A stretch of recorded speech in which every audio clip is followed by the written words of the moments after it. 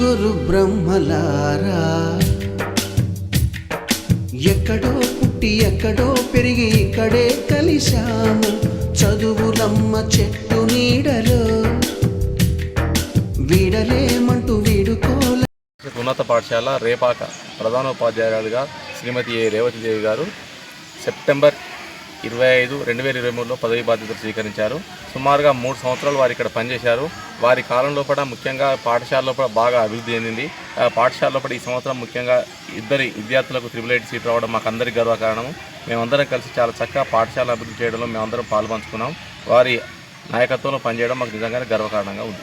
ఈ నెల 30వ తారీఖు వారు పదవీ విరమణ పొందుతున్నారు.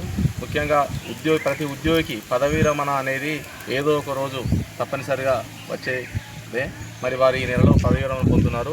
వారు పదవీ విరమణ పొందిన సందర్భంగా మాకు అనిపించేది అంటే పాఠశాలలో కూడా వారు లేని లోటు తీర్చలేనిది.